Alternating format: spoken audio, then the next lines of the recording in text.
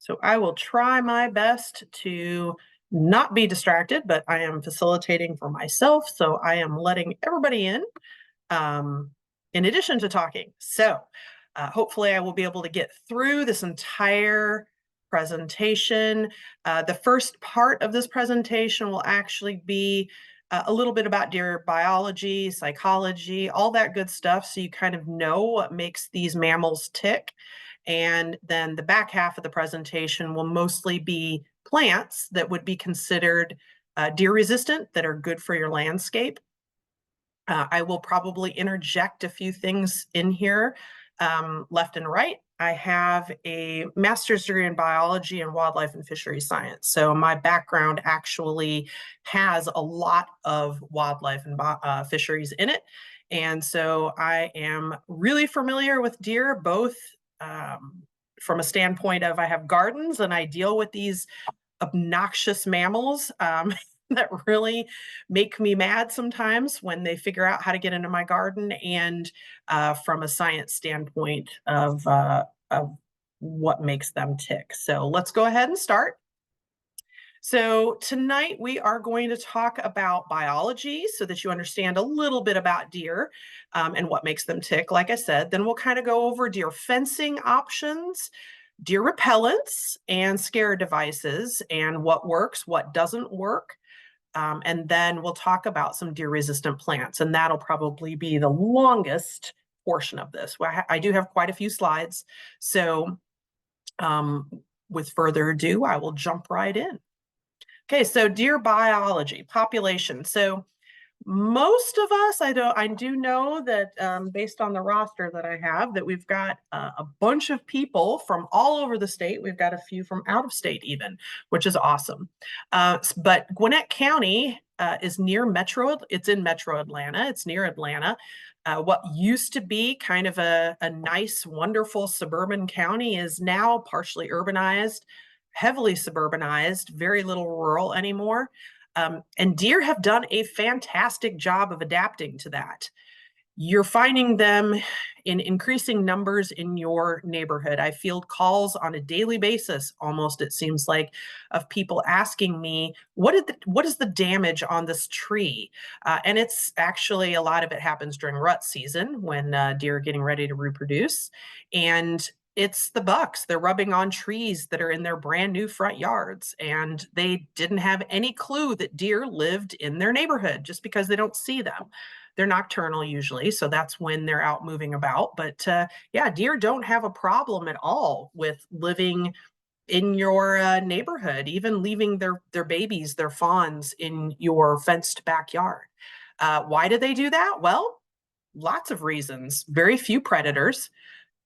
So, they do have a few predators, but really, cars are probably these days in Metro Atlanta and other larger metro areas, the bigger issue.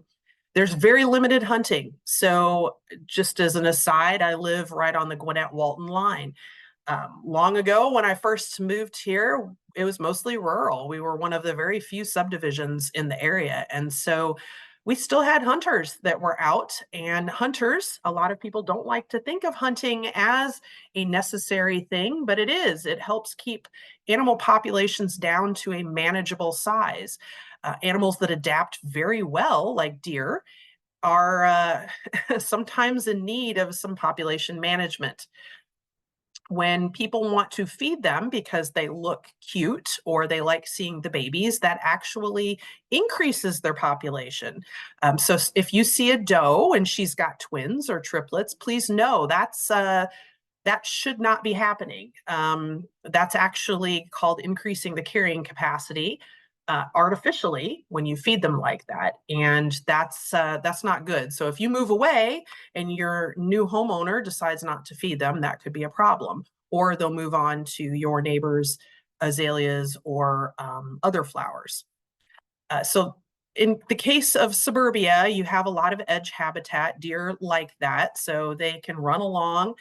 They can chill in some of the forested areas in the back parts of your yards, and the common areas in the subdivision that the developers leave heavily treed. They like to sleep there during the day. And you're providing them all sorts of nutrient-rich plantings like hostas and roses and other things that they really enjoy, in addition to bird feeders. So you're providing all sorts of good food, even if you're not doing it on purpose, inadvertently, you're providing a lot of what they need. So population, home range is going to be roughly, give or take, over a square mile. And local human behaviors do play a pretty good part in what their populations are going to be. I mentioned that already. If you're feeding deer, please understand that is actually not a good thing. You're like I said, you're increasing that population. Your neighbors might not be happy because now the deer are into their garden. It's just not a good idea to do that. We have to coexist with these creatures, and so we do understand that, but just be mindful that they're still considered wild animals. If you want more information on managing a deer population at a community level, I've got a QR code here.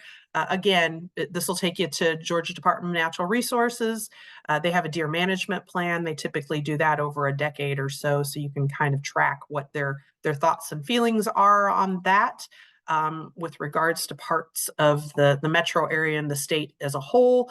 But again, I record this so you can go take a look later if you would like.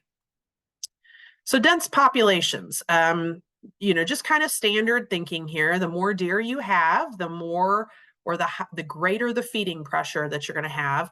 And any strategies that you're going to use in your landscape to kind of mitigate or help control some of that pressure is going to be more and more difficult. There are communities, if you're aware, up in Ball Ground area, up in the mountains, where you have a lot of people living and you have a lot of deer too. And unfortunately, you can't harvest them up there really. So you've got a lot of what we call browse lines. It's very obvious, you can see, and I'll show you some pictures of that here in a bit.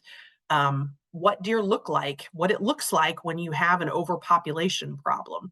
And you don't have any harvest. So with a estimated deer population of 1.27 million in Georgia, I would actually expect that number to be higher.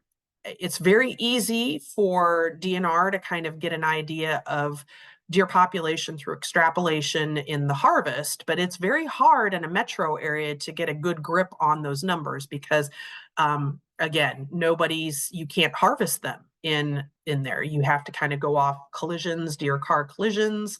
There are some ways you can do that with trail cams, but honestly, most of what's done to come up with these population numbers is going to be through harvest. So the more population you have, or the higher the population you have, you're going to have to expect some damage. There's very little way you can get away from not having some damage in your landscape. So strategies to minimize that damage. So you kind of have to understand the deer's behavior. Again, it's basically going to be a version of integrated pest management. So we talk about that in extension all the time, IPM. There's all sorts of ways that you can use integrated pest management in managing anything from insects to disease to nuisance wildlife. We talk about nuisance wildlife a lot. And the goal is really to kind of just minimize or reduce that damage and not eliminate it. You can see here is a tomato plant that's been munched on. Some deer are not picky and they will eat anything. I have a garden out back and a power line right away at my house. And I have a particular doe who has figured out that garden is a great place to be. And so I haven't had to put a hot wire up until this year, but she got in and ate everything multiple times. Through a fence that wasn't hot at the time, but I'm going to have to put electricity on it now because she's figured out that that place is really good and it has a lot of tasty things like bean plants. So you got to still understand that behavior. They're browsers, meaning they can eat a lot of different things. They have favorites, of course, and it's going to depend a little bit on the weather. It's going to depend on the time of year. When it gets dry and their natural sources of food start to dry up, they're going to come into your yard and they're going to look for what you have, your hostas, your roses, anything else that they can get to. They're ruminants and they can reach quite a distance. You can see um, the evergreens down there on the bottom and the browse line. That's what I was talking about before. Browse line. You can see what those deer can actually reach. So they can stand up a little bit on their back end, and they can actually get up to about 6 feet tall. So they can do a lot of damage. And when you have a really high population in a suburban area, and you get something that changes, like the weather, a drought, maybe that neighbor that moved away and is no longer feeding them, they're still there and they're still looking for food. So they can, branch out, if you will, and look for different sources of food. And in this case, it may be something that they typically would not eat, and that would be evergreens. They don't see color, but they do have a very good sense of smell. So if you have fragrant flowers on your property and you haven't had a problem, and maybe you just moved here from someplace else, then you might be expecting a problem this summer. So they're creatures of habit. That is one thing that you have to understand. So deer are going to take the path of least resistance. They want easy peasy. They want a clear path. They want an easy way to get from wherever they're bedding down to get to their food source. They want to minimize their exposure because they're prey animals after all. They're scared of lots of things. They may not seem like it if you walk out there in the morning and to let your dog out and you see one in your yard and it doesn't seem very frightened by you. They still are prey animals. They have just learned or habituated to the fact that suburbia is not as scary as what they might encounter out in a more rural area. But again, they're creatures of habit, so they will tend to go back again and again to the same location that they've gone to before. So just know that if they've come in and stripped your hydrangeas in your yard, the likelihood they come back is pretty darn high. Okay, so you need to kind of have a studying eye about your yard and how they got in there, and come up with ways to kind of block them off or change their behavior before it gets too late, so that they move on. Knowing, for instance, that if it's been very hot and they are not having as much food as they normally would have, that they're going to be back over and over again. Again, they want woods close by. That's where they bed down. And you're going to find damage more common in wooded communities. Now, wooded communities or older communities a lot of times are very desirable because who doesn't like trees, right? Trees are very pretty. They offer a lot of energy savings on your house.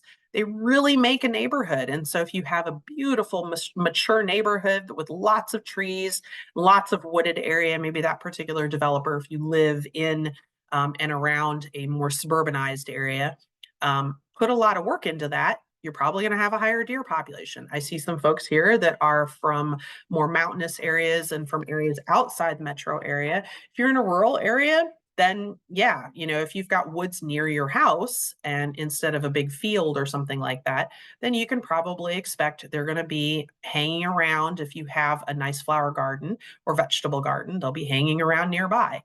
You can just expect a little bit more damage. So kind of learn how to recognize what deer damage looks like. Sometimes we'll have people send in pictures and they think it's a rabbit or they think it's a deer, but it's really a rabbit. So you kind of need to I guess, have an idea of what it looks like when you have deer damage. So deer don't have very sharp upper teeth. I have a picture of a deer mouth here. It's hard to find them on the internet, and I didn't have any readily available willing to smile for me when I took the picture. So this is what I found. But you can see they kind of jerk on the stems. So what you're going to do is look for newly planted flowers or other plants, vegetable plants like the ones below that maybe have been pulled out of the ground. You're going to look for ragged, torn edges like that. Looks like a corn plant up above. They may strip the leaves off of the stems. So they do have favorite flowers that they like. Most people are going to know hostas are probably deer candy. That's the thing they're going to go back to over and over again. If you have some beautiful hostas, you may wake up one morning and all of a sudden they've been stripped down to nothing. There's hardly anything there because the deer have come through. But that's kind of what you're looking for. And, with rabbits, it's usually a sharper little nip. Whereas, again, the deer will have more blunt teeth. They don't really have sharp teeth. So they kind of have damage. The stems will look like the damage above. They can be picky eaters. Again, it's really weather dependent.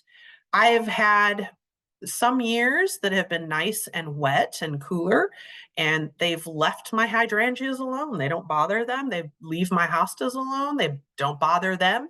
And they hit the easy stuff out in and around my garden. And then I've had years where it's been hot and it's been dry and everything is gone. All their normal food sources that they're looking for are gone. They've nibbled those down and they're starting to go out and look for more. Again, I mentioned I have a garden on a power line right of way. Well, the street goes down and crosses that power line. The deer started coming out of that power line and walking down the residential streets early in the morning or late at night, however you want to look at it, looking for additional food sources. So in that case, I had quite a few hydrangeas up near the street. They stripped those bare. And all my neighbors all along the street, if they had a hydrangea or a hosta up near the front of their yard, they were stripped bare. And that happened as long as it was hot and dry. Once we got to late October, that was a couple years ago, they stopped really bothering them because we got a little cooler and they had other things on their mind, namely reproduction. But they do favor irrigated and fertilized plants and crops. Obviously, the juicier it is, if you want to think of it that way, the better it is, then the tastier it is for them. So just kind of keep that in the back of your mind with the weather situation. They love flower buds. They do love roses, and they will come back again and again to that and tender new growth. So again, generally the first part of spring is not an issue because there's plenty of that everywhere. But as we move through and it gets hotter and hotter throughout the summer and into usually July, that's when we usually start seeing that happen where they start picking up on people's gardens and looking for a new food source. That's when we'll typically have it. So if you're watering your flower garden or your vegetable garden and it's not protected, just know that you probably want to think about having a deer plan in mind to protect that unless you're willing to accept some damage. So know that they can jump high. Most people are very surprised at how high deer can jump. Many people will call and say, well, I have a 6-foot privacy fence, or I have a 4-foot chain link fence, or a barbed wire fence or something like that, 4-foot barbed wire. That is not enough to keep a deer out. Just so you know, I have a 12-foot high fence around my garden. And now they don't jump over it, but they have found ways to get through it. They will test fences. They will continually figure out if they can or cannot get through. They're not, outrageously smart, but they will test things to see what they can get away with. Psychologically speaking, you can do some things to, if you can't go higher, you can go wider. And there are some other tips and tricks that you can do to help, I guess, limit their depth perception and their ability to figure out if they can actually make it across the span. So as I mentioned, 12-foot high in my garden, but at least 9 to 10 foot high, and a 20-foot span if you can. They don't like being able to jump in if they can't see what's on the other side. So if you have a tall hedge, that's a good thing, right? They don't have very good depth perception. They cannot figure that out. Sometimes it's as simple as you have a 4-foot fence, and then you put a wire either hot wire if you can get away with not using a hot wire, or a hot wire, or a couple wires that take you up to about 12 foot. That deer can't tell if it can clear that. So that alone may be what's needed to actually keep them out. We have a garden over at McDaniel Farm Park in Gwinnett County, and it is in the middle of suburban urban, and it's an old farmstead, and they have a set of beautiful gardens out there, vegetable gardens, that just, it's like a shiny diamond of deer candy. And they dealt with a lot of problems in the second garden because it was a more recent addition. And I talked with them at length about ways that they could trick the deer. So they didn't have to build a hardware cloth 12-foot tall perimeter fence. What they did is they ended up having a 4-foot tall split rail fence, and then they used, I think, 3 strands of wire, hot wire, but it wasn't hot, to kind of trick them into the fact that they couldn't figure out, can I jump over that? Because there's a lot of plants on the other side. So if there's something solid there and they can't make a clearance on it, then they oftentimes will not try, because they, again, have poor depth perception. There are other animals like this that have issues. Geese are another one. If you have a pond or something, golf course pond, or you live on a golf course like that, deer don't like going under things. They don't like jumping over stuff. They like to be able to walk right in. And deer don't, they basically are the same way. So you've got to kind of use some psychology on them so that they just are unsure about what they're doing to try to get to the other side where your garden is. So use this knowledge that I've kind of given you about psychology to kind of minimize the damage. There's, like I said, there's different things that you can do to keep them from your landscape. You can use fencing, repellents, and those scare devices, and you have to do some rotation. You can't just pick one thing and use it over and over again. And you're probably going to end up finding that if you have a deer problem, that you'll want to use a combination of these. So deer fencing. Now, this would be the ideal fence. It's nice, it's heavy, it's very structurally sound, it's very tall. You're probably not going to have very many deer that want to jump and get clearance. Looks like there's an orchard on the other side of that. It's also very, very expensive. And most people are not going to want to invest in that because they just don't have the money to do that. And if you live in suburbia, your HOA is not going to allow that. You will get a removal letter faster than you can get that thing installed, and they'll tell you to rip it right down again. So this works great if you're in a rural situation and if you do have the money to do that. Just know that if you're in suburbia, you're probably not going to be able to do that. But, again, just know there are some options, although I love this one, and I wish I had the money. I would go ahead and put this baby up in a heartbeat. So non-electric. So privacy fence. You can see here, this is like an 8-foot solid fence. So most people are not going to put a privacy fence in that's going to be 7 or 8 feet. It'll be probably 6 feet. There are some things that you can do on the interior that are more about the span. So you remember I said they have really poor depth perception, and they don't do well if they can't see what's on the other side. Now, if it's jumped over there and it knows what's on the other side, it will attempt that again. They do remember, and they will go back over and over again to the same spots. But you can do something by attaching wire to the interior of that fence that causes a span that they'll have to, if you've got horses, it's called an oxer jump, but it has an actual span, so the deer has to go wider across that. You can put posts that are going to be, so if you see the posts on that privacy fence, you can actually attach very small, thin, it would basically be for an electric fence. That would work, but you don't have to electrify it.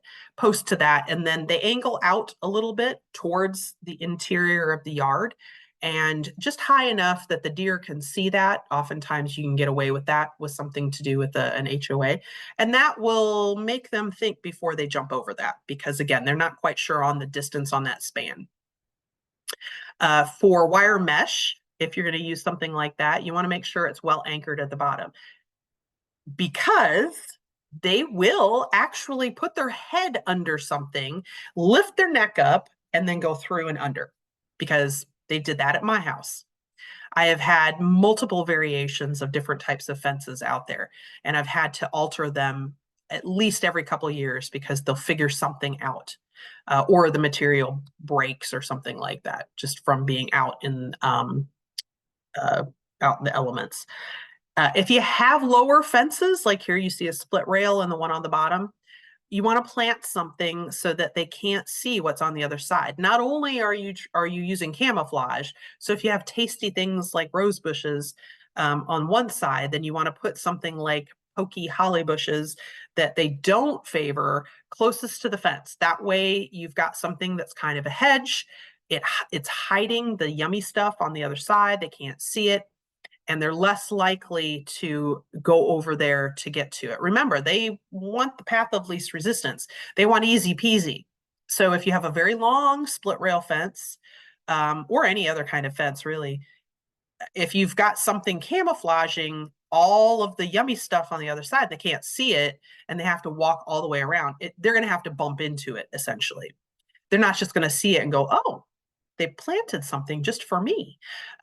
They'll have to stumble upon it. So what you're trying to do is camouflage the good stuff. But just make sure that when you're doing something like that, that you are taking care to make sure that here it says line with wire mesh. Not so much for a split rail like this, but if you do have, say, a barbed wire or some other type of flexible fencing that you might be using, or a hot wire fence. Maybe you've just got a couple lines of hot wire. Make sure that you're using something along the bottom so that they can't go under. They will do that. It's not the preference, but they will do that. Electric fencing. So this is more expensive, generally speaking, than maybe just a couple strands of split. You have to replace this periodically. It's not as pretty. You probably can't get away with it in HOAs. If you are rural, you can. And I kind of look at this as something that you're going to add to a solid fence. It's not something that I would hang my hat on with respect to just putting this up and expecting that that's going to keep them out. So, it can be used as here, as it shows a psychological barrier. So what you want to do is you actually want that deer to come in and feel it. You want them to get zapped. What you're trying to do is you're deterring them. You're using that psychology to go, sure, here, come here. I'm going to put some peanut butter on a piece of aluminum foil. Doesn't that smell good? You want to come in and taste this. And so that's what you're literally going to do. You're going to put aluminum foil with peanut butter on that wire, and that's tempting them to come in. And so when they come in to eat that, they get zapped. You do that over and over again, that deer is going to go, I don't want this. This is more excitement than I ever thought I was going to deal with. And it's going to go off and it's going to eat your neighbor's plants. This works not only in a vegetable garden situation, which this is what I will be doing this year. I had hoped I wouldn't have to go to a hot wire situation, but I'm going to have to. And so you're going to put this at about 30 inches. So chest height, give or take, for a deer. You can do a double at 18 and 36 inches. And then you're just about every, 4 foot or so, you're going to put a piece of aluminum foil and you're going to put a little bit of peanut butter on it. And you're going to leave that hot wire on. You don't have to do it in perpetuity, but for about 3 weeks, that's what you're going to do. And what you want is you want them to come in and you want them to get excited about it and zap the snot out of them, and they're going to move on. And that'll last for a good long while. So you may be able to actually turn that fence off and just leave it there as a visual deterrent for a period of time. If you start noticing that they're coming back and they've started nibbling again, you might have to turn it back on again.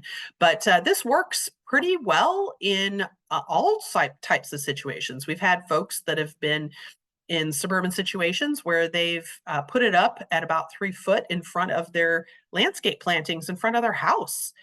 They've just gotten small systems that don't really stand out very well, and the HOA has been none the wiser, and they've trained their deer not to bother their foundation plantings. So this is something Extension can help you with. So if you're dealing with this problem and you want some advice on this, give us a call. We're here to help you and give you some more tips and tricks, or you can just find this information on the internet. There's all sorts of stuff out there. But yeah, this is one effective way. It seems mean, but it's not. It's just teaching them the same way as you would if you had a dog with an invisible fence, not to go there. So as you can see here, there's several different designs. This particular publication from DNR, Georgia DNR, and controlling deer damage, you can see there's different ways of putting up electric fences. You don't have to get this elaborate. This is very elaborate, works really well, but you don't have to do that. Electrify it anyway. You can actually do some of this with non-electrified fences and then just put one wire up at the top. That works really well. But you can, again, check this out, the QR code later, for some actual designs. All right, deer repellents. Some people swear by this stuff. I'm on the fence about it. Deer, some things seem to work well with them temporarily. They get used to it. So do not hang your hat on one thing and expect it will work forever. It doesn't, because they get habituated to it. So, a lot of these particular types of repellents work when they generate kind of a sulfur rotten egg odor.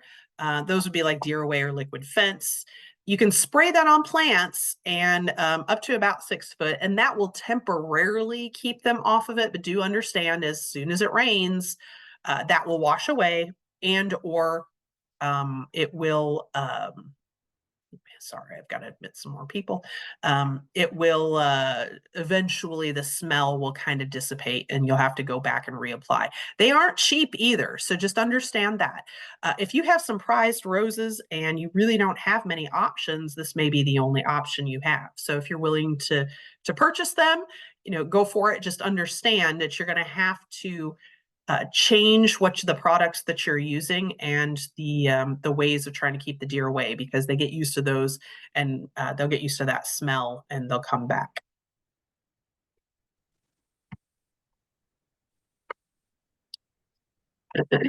So the big thing that I do want to point out, if you're going to use some type of repellent like this, is that just as well as everything else in IPM, it works better if you apply it before you have a problem.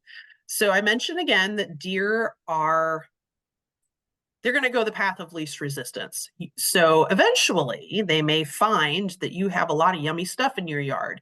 For instance, if you happen to notice that there's some deer damage 2 houses down from you, expect that eventually they're probably going to be coming your direction. So you may want to go ahead and get some repellent like this and start putting it out around the perimeter of your yards. If you have woods in your backyard, scout that area for any place those deer might be coming in from the woods.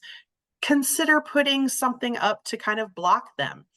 Think about putting out something like a deer or rabbit repellent, but do it before that deer gets to your yard, because if they get there and they smell that and they're like, oh, no, and then they'll just keep going. And that's what you want. It's going to work best. If you have some that are already in your yard, have already stripped everything, and you put some of this out, they may just move over to a different part of your yard. They'll just wait you out, because they know the goodies are there. So just keep that in mind. And that goes along with other IPM type situations, like for instance, blight in tomatoes. If you're already treating with sulfur or a fungicide before the conditions develop, you can prevent blight from taking out your tomatoes. But you have to stay vigilant. You have to treat ahead of time, because once you have the problem, it's almost impossible to get rid of it. So again, I'm not going to read all of these out. This is just a list of popular deer repellents and some of what they are. You can see there's ammonia acids, garlic oils, capsaicins, predator urines, fish and beef byproducts that are stinky. You got fungicide type products, some blood-based products, garlic, fish oil, that kind of stuff. Some people say malorganite, which is human poo. But yeah, so you can see there's a lot of different stuff. You can check that out on this University of Maryland Extension publication. Thank you. Somebody, you need to mute yourself, please. I try to mute everybody, but sometimes when people come in after the fact, it's difficult to do that. So here's some more commercial options and names of them, so you can see kind of how much they cost. They're not cheap at all. Some are cheaper than others, but yeah, it's not cheap. So kind of keep that in mind in your deer plan. So if you do have some particular flowers that are worth a lot of money, that you've invested a lot of time and effort in, this may be the way to go for those particular flowers, but you may want to do something like an electrified fence around your vegetable garden, which maybe is worth a little less, or is a larger area and you need to have a different option. But you can check that out, cost analysis of deer repellents. You can see that at Auburn University has a good publication on that. So we always hear about soap and human hair. Everyone wants to try what they consider organic way of getting rid of deer, and they swear up and down that they hang these bars of Irish Spring around and the deer go away and they never come back. Not really. It may temporarily, it's a strong scent. Deer don't like super strong scents. That's why a lot of the other ones that are mentioned in there are used, like those decomposing products and things like that, the fish and the beef byproducts. It's because they're very strong scents. Some essential oils are very strong scents, and the deer are not like that. But it is a very mild repellent. It smells really good. So, I mean, you're not going to mind working around in the garden, but it is not a very effective means of repelling deer. Bags of hair. So some people swear that they don't like humans, and so they'll hang bags of hair around. That's probably better for the birds. I have not found much use on that. There's not a lot of scientific evidence that points that this is a very useful and effective means of repelling deer. I think it's probably better for songbirds and their nests than it is for trying to keep the deer away. But keep in mind that the deer have to understand that men or humans are something that they need to be scared of. And it's safe to say that most deer in a suburban setting are not afraid of humans anymore.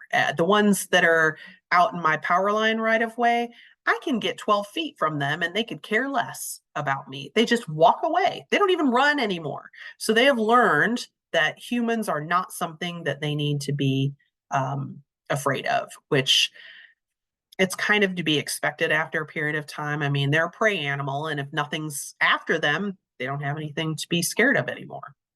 There is the Duke's Gardens recipe, which is 1 egg mixed with a gallon of water. So that egg is going to putrefy, and that smell is what's supposed to be keeping that deer away. And it's in the same family as using some of those stinky fish oil and decomposing meat products to get rid of the deer. So you can do that. Just know you have to reapply that periodically, and they do get used to that smell. So you want to rotate with another product. Scare devices. Again, they habituate very quickly. Light, sound, water devices. The water kind of gets in their face. It works temporarily. It may break them of a habit if you catch them really quick and get them to move on. But a lot of these ultrasonic type devices that say they get rid of things, no, don't waste your money. Just know that the light and the sound, that will startle them and may get them to move on. But once they realize that those are not scary, they will come back. So you have to use a variety of different tactics. You can't just rely on these to keep those deer away. All right, deer resistant plants. These are the favorites. I've got a little heart here for Valentine's Day. Fruit trees and berries, they'll munch on those. Of course, your vegetables, your roses and flowers, daylilies, azaleas, hydrangeas, clematis, hostas, and most annuals. They love these. So you can check out a UGA Extension deer tolerant ornamental plants. There's a list of good stuff there.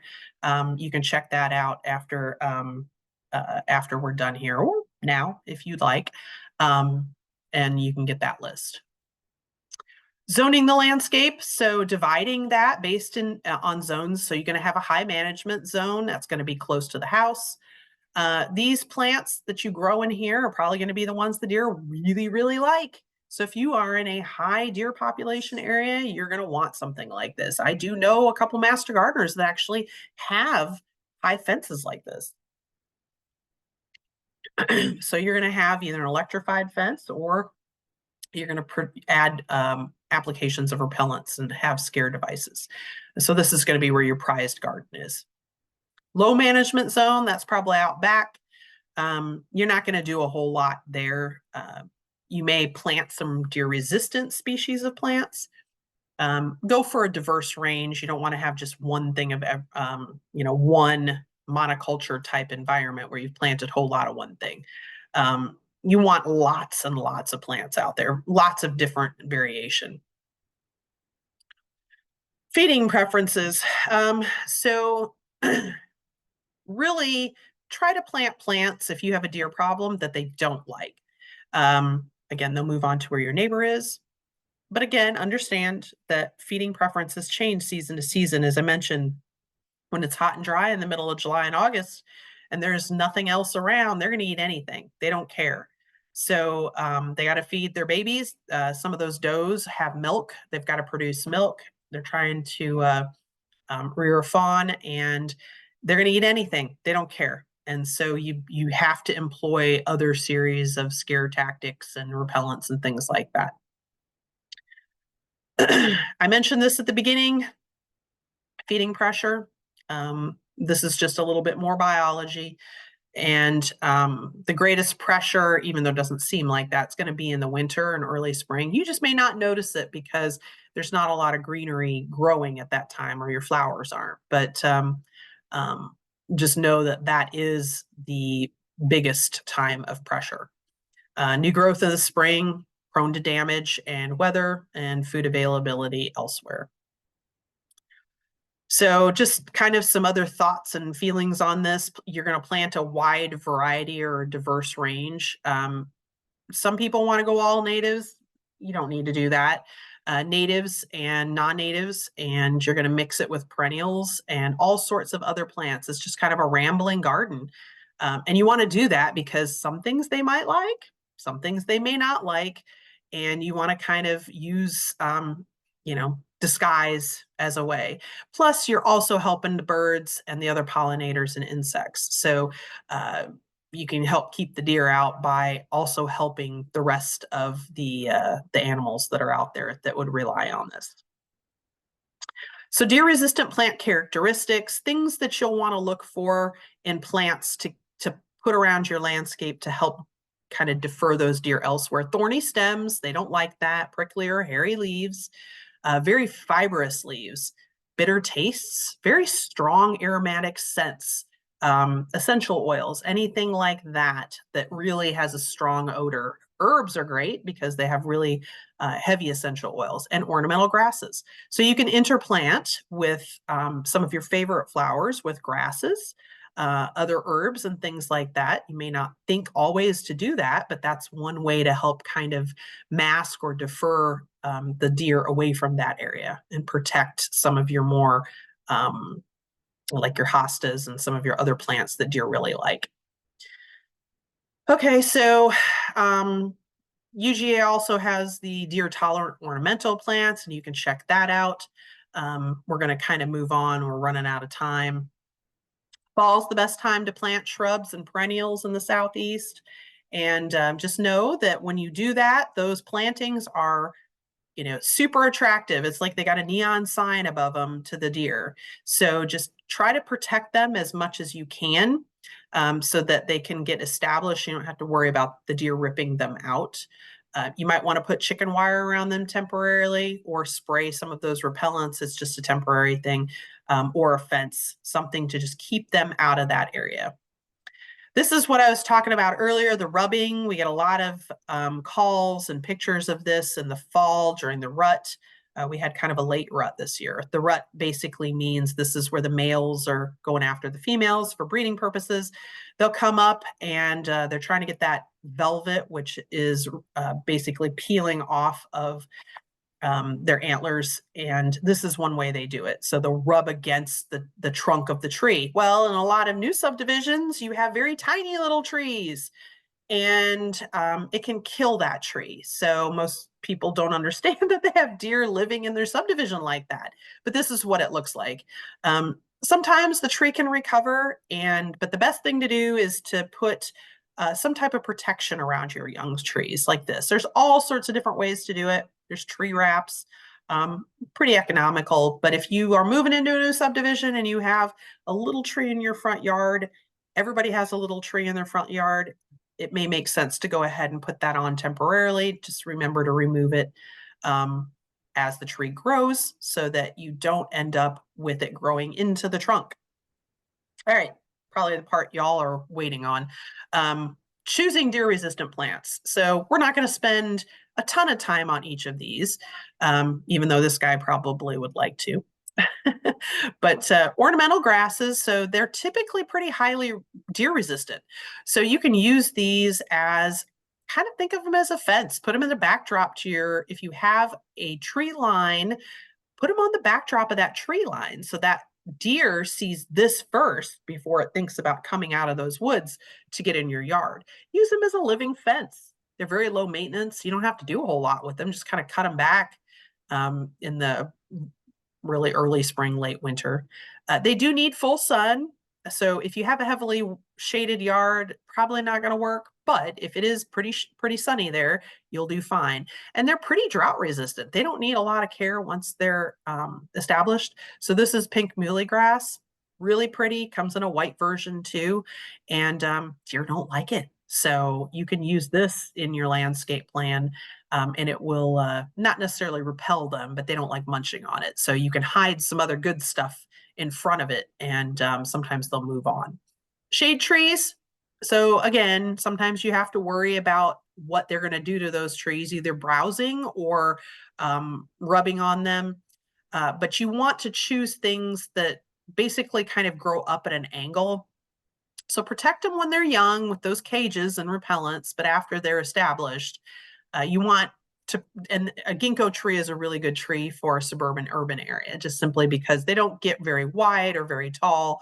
They're very attractive trees. Don't plant the females, so you'll get the stinky fruit. But they're very pretty. They have nice leaves, and they're a really good tree for a front yard. Small trees, this is a crepe myrtle.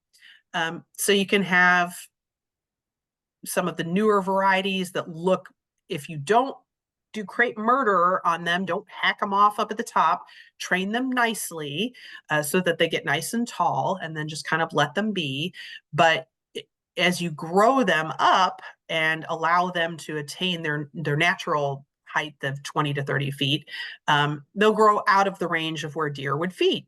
So they can look pretty and they're very functional. And you can look at how to choose crepe myrtles here. Clemson has a nice crepe myrtle cultivar, and you can look at all the different types that they have. But they make a really nice small tree if you train them that way. Vitex, or the chase tree, some people have these as shrubs, and you can do that, or you can train them up into a small tree form. Again, these are very easy to grow. They do really well once established, very drought tolerant. They're a great pollinating plant. So you're kind of doing you're multitasking here. They're kind of small. So if you don't have a big area to put them, 10 to 15 feet high and wide, they're really nice. They love full sun, very, very aromatic as well. And they grow up. So the deer aren't as tempted to munch on them. They don't particularly care for those. Red buckeyes. So it's a native and they don't grow very big, maybe 20 feet. Again, a pollinating plant. It'll attract hummingbirds. It's a good understory tree. Does best in part shade with moist soil. So if you have an area, maybe a lower spot in your yard, this would be a good choice for that. So tropical looking evergreen shrubs, so needle palms and windmill palms. If you're in the Atlanta area, zone 7B, 8A-ish, somewhere in there, these two will do okay there. They can tolerate up to, I believe, 7B. They, in a really harsh winter, might die back, but in a protected area, they'll be okay. These are very deer resistant just simply because they have really pointy, pokey leaves, and deer don't like chewing on that kind of stuff. So 4 to 5 feet tall and wide. Low growing evergreens like Yaupon holly or the Carissa holly. The only thing to note on the Carissa is that it can revert to its rotunda version, which if you see the little inset picture there, the Carissa itself has non-prickly leaves. That's the easiest way to call it.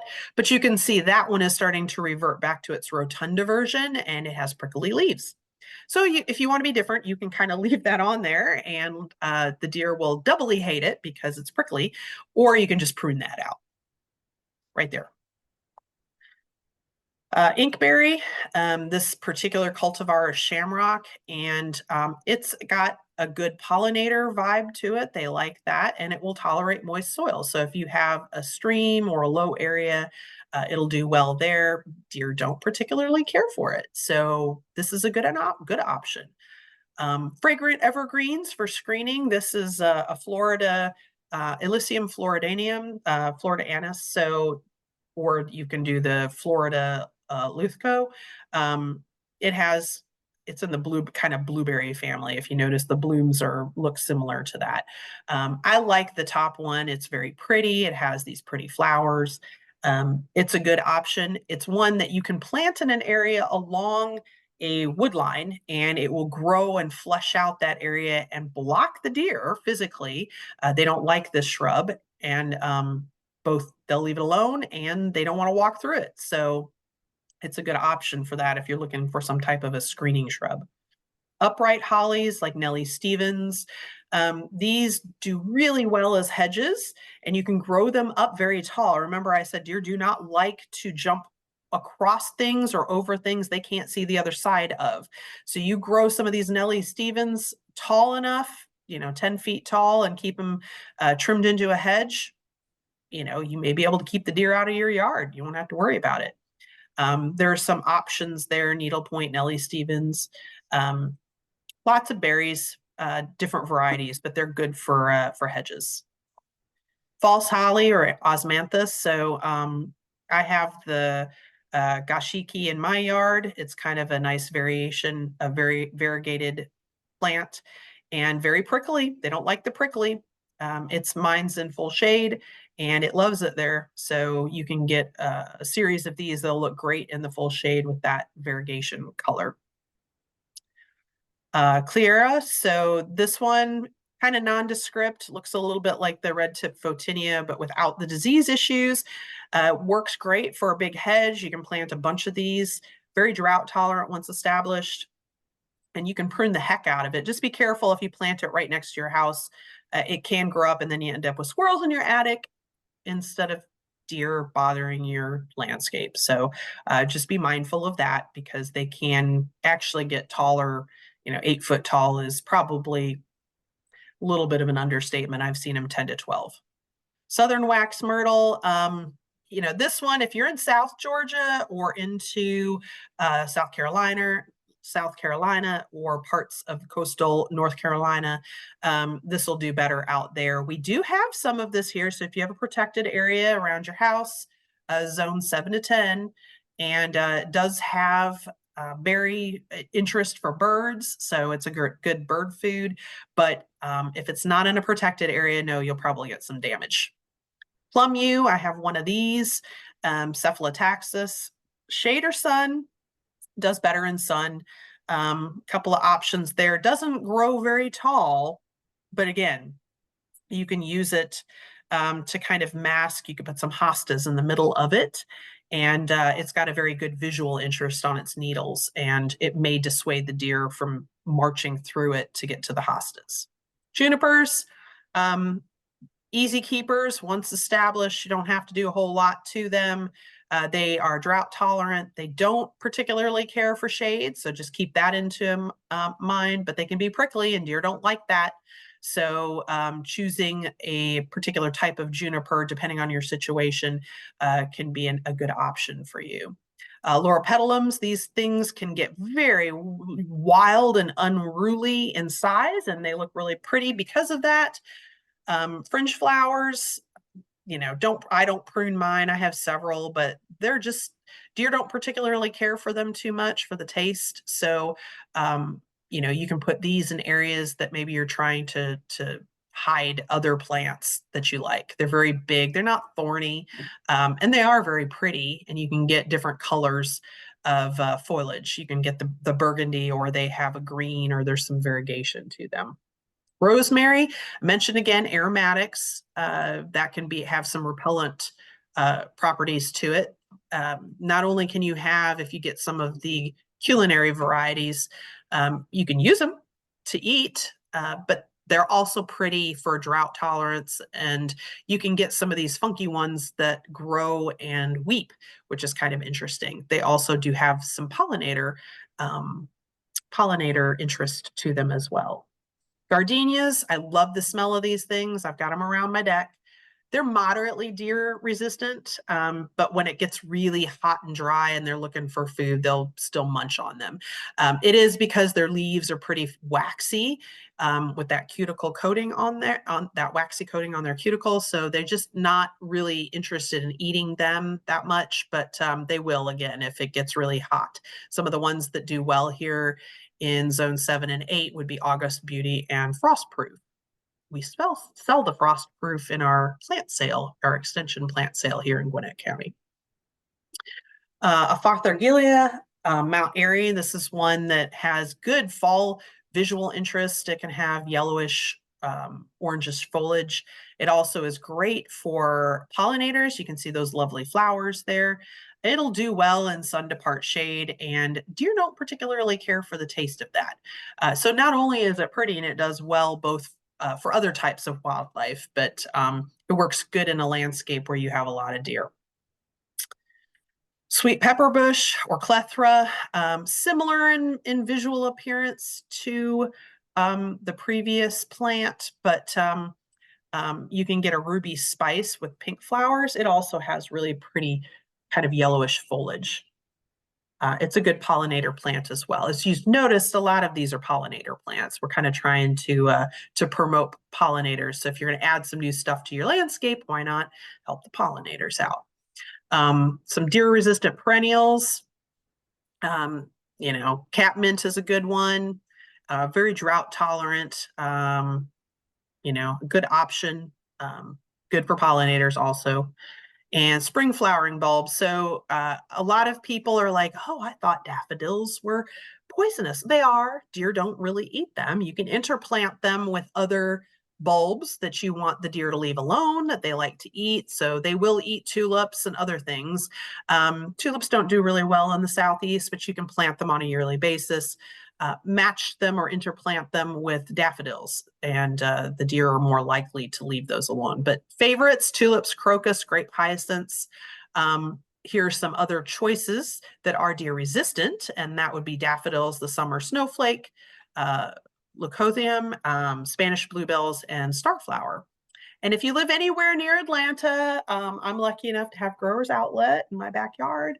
They typically sell bags of these bulbs every single fall. So you can get some good ones, but yeah, there's some good options here. And I've got the poison control thing for daffodils there because I figure some people just were curious. Lenten rose or the helleborus. I'm right up against 7 o'clock, but I've just got a few left, so I'm going to keep going. I have a lot of these in my landscape, varieties of colors. Very deer resistant. I have them all over my yard. They have never been munched on ever. So I love these things. Not only are they tough and drought resistant and pretty, but the deer don't like them, which makes them an awesome kind of addition to any yard. And they are full shade, so just kind of keep that in mind. Leopard plant, I have one of these, and lungwort looks kind of similar. Both of these will have kind of an innocuous little flower. Deer don't really care for them. And of course, hardy ferns. So you've got autumn fern and holly fern. I have both of these in my landscape. Neither have been bothered by deer. And then the Christmas fern, which you'll see a lot of those out and about here if you get down in some of the river bottom areas. All are moist and shady. All are pretty deer resistant, which is nice if you have a shady yard. Columbine, this one doesn't do as well here. We're a little hot, but as you move up the eastern seaboard and it's a little more temperate, they do better. They will naturalize by themselves, and they are pretty. So you do see them every once in a while, you know, and they are native. Green and gold does really well. Whoops, a little too fast. Blue star, also pretty and fairly deer tolerant. There's the Arkansas blue star, pretty in the fall. I like that yellow foliage. And false indigo, that's another good one. Baptisia, you can get blue, purple, yellow, depending on the cultivar that you get. Very long lived. Again, deer don't really care for it. So interplant with other plants that maybe they do like, and it will disguise them a little bit. Yucca, again, that tough fibrous leaf, they just don't like that. And some of the interesting cultivars they have now, the color guard, the bright edge with variegation, can add a little pop of color to your yard. So you don't have to have the boring old version that you see there on the right that you might find out in the desert. Artemisia, you know, an evergreen, you can cut that back, use that to kind of intersperse between some of the flowers. You get that pretty foliage color, silver foliage color. Guaria, I've got this in my house up in the mountains, does really well. The deer leave it alone, and they walk through there and munch on a lot of the other flowers. It tends to get pretty tall. It will spread if it is in a damp area, but it can tolerate full sun. It's very, very happy up there. And that's zone 6. Coreopsis tickseed, native, some of them up in North Carolina, sun lovers. Some of them do well here. I've, you know, found them, they do well for a couple years and then I typically lose them. They look very similar to Stone Mountain daisies. I have a lot of those out back. So, and the deer seem to leave those alone. Butterfly weed, one of my favorites, Asclepias tuberosa, a native and host plant to several different species of butterflies. Also very deer proof. Got tons of that out there in my power line right away. Swamp milkweed, another Asclepias native, does very well, attracts other pollinators, and it's a monarch friend, so you can't go wrong planting that. Lantana, Miss Huff, very pretty, drought tolerant. Deer just don't like it. So hey, and the Chapel Hill variety. Salvias, Sun Delight shade, drought tolerant once established.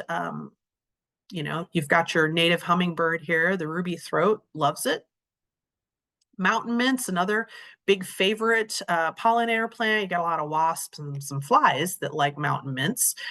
Deer don't like it, so it's a good thing to plant in your garden. Joe pie weed, if you got a wet area, a native, does really well. It's a great pollinator plant. Good nectar source also. Deer don't like it. Ironweed, again, they don't like it. A very good pollinator plant. And beautyberry, make sure that you're getting the Calicarpa americana, the native variety. There are some others, the white-berried varieties. Go for this one if you get it. And then we have Extension Plant Database. This is North Carolina. They have an excellent site. I actually borrowed this presentation from them. They had, I embellished a little bit here and there and added a few of my own things, but yeah, they've got a really good setup for deer management on their website. And you can check that out here, Wildlife Friendly Landscapes and Reducing Deer Damage. and then questions, and then the special thanks to Charlotte Glenn, as this was actually her presentation that I borrowed and embellished a little bit with my stuff. So then we have, of course, the UGA Extension Gwinnett website. So if you're interested, we have our plant sale going on right now, ordering through the first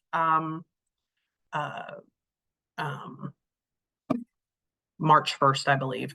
So let me unshare here or see if anybody has any. We're a little past 8 o'clock, but if anybody has any questions, I'm going to go ahead and unshare. You can either drop it in the chat box or you can unmute yourself and ask your question. There any questions? Surely somebody has to have a question.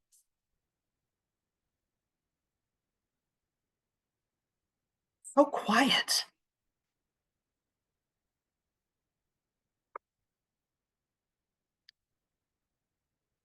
Okay. I'll just assume I answered everybody's questions. Well, thank you for coming. Hopefully you were able to get some information about what makes deer tick and kind of come up with enough information that you know kind of what you need to do and what you need to look for in your own yard to kind of make it a little more deer proof. Maybe some of you haven't had problems with deer in the past, but you probably will soon if you haven't already. So everybody have a great evening. Lisa? Yes. Well, I had a question. You had on one slide about wire fencing or something on the ground. Yes. Yeah, because they will push up. They test. I always joke with my family. If you remember back to when they had the movie Jurassic Park, the first one with the velociraptors, and the explorer guy said, they test the fences. That's exactly what deer do. So if you don't have something that goes down to a ground level, they will actually put their head under it, lift it up, because their necks are pretty strong. They'll put 1 foot in and then they'll step through. I thought you meant there was a section, something about putting it on the ground for them to not like all to the way travel to on. all the way to the ground. You can do that. I mean, is that practical? I mean, how many people are going to want to put like hardware cloth or cattle panel or chicken wire or something like that on the ground? Now you can put chicken wire over the top of bulbs, and that will help protect them so that they won't be able to nip and pull them up and pull them out of the ground. But I don't know too many people that are just going to lay chicken wire or something like that on the ground. It may be a temporary thing to do if you have, let's just say you have a new tree that you've installed and you want to kind of keep them away from that. You could lay some cattle panels or something around the outer edges, and it might be different enough that it would keep them away for a little bit. But again, deer test, and if they walk on that and they realize that it's not going to do anything to them, they'll walk right across it. They're very cautious creatures, but they will test things. So you have to kind of stay ahead of them. You have to try different things. You got to rotate your strategies. You just can't hang your hat on one thing with deer. They will continually test things. Are there any other questions? No? All right. Well, thank you all for coming. I'm going to put in the chat box. That's our Metro Master Gardener. That's where all of these recorded programs end up. If you have a thought to go back and get some of those QR codes, and you can go catch that. And if you have other questions, if you had registered, I think I sent the link out again last minute. You have my email. You can always reach out, and I'm happy to answer questions. So thank you all for coming. Have a good evening. Bye. Thank you. Thanks.